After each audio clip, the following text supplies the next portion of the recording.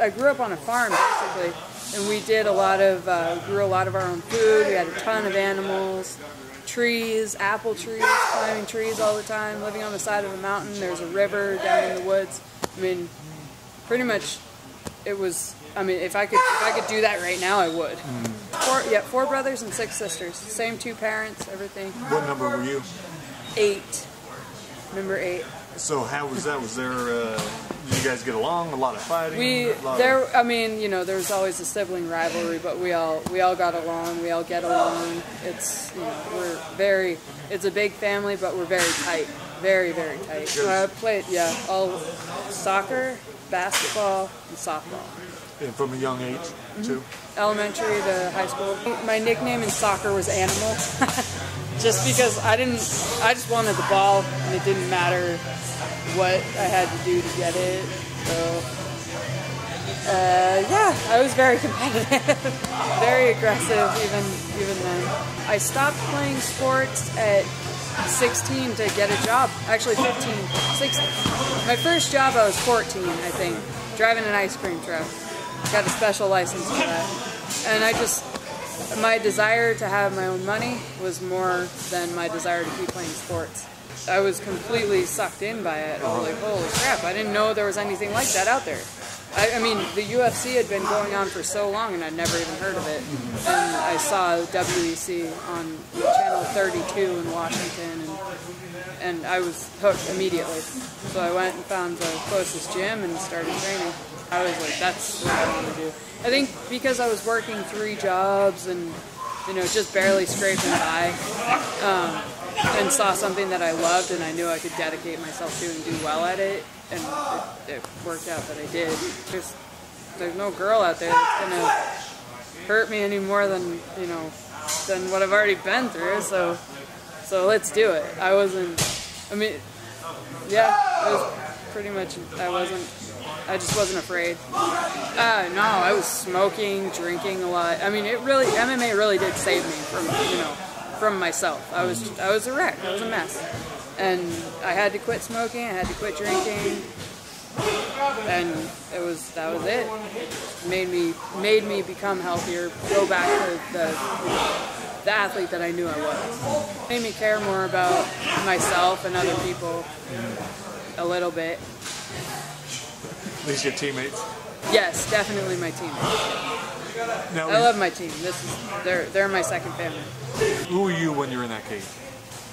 Cold, kind of empty, and I really do. I want to see some blood. That's it. It keeps me out of trouble, and it keeps a lot of people out of trouble. I mean, honestly, if you want to be completely honest, if you're not in this sport to hurt people, what are you doing here? I mean, we punch each other, kick each other. That's painful. It can knock you out. We armbar and choke each other. If you don't agree with that, why? I don't understand why people watch it. Yes, there's definitely respect, but there's no fighter that is a good fighter that doesn't want to hurt somebody. That's it. And think about all these people in here who want to hurt people. We're training together instead of out there on the streets hurting people. Like, people should be happy that we have an outlet for that. Just like, professional football players. The same thing. I've met some, and they're freaking wired. They want to hurt each other.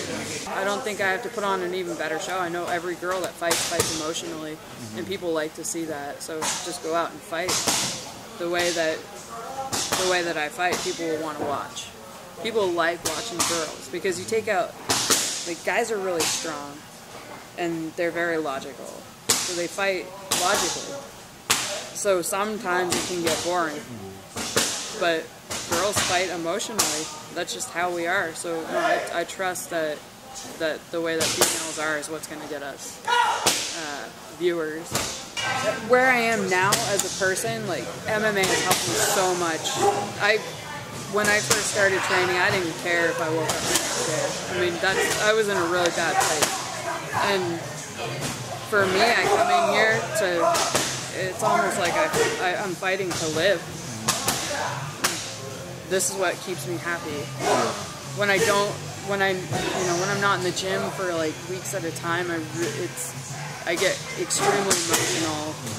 My family are my friends, and I'm a very family-oriented person. I love my nieces and nephews. I like to, when I'm not training, spend time with my family, because that's, at the end of the day, that's what's important. That's what you have. At the end of all of this, my family's going to be the ones that are there for me. Thank you to my gym family. Thank you to my training partners. Thanks for putting up with me. I can get crazy and crabby and emotional, and on the opposite end, I can be very solitary, and people sometimes don't understand that. Thanks for sticking by me, I guess.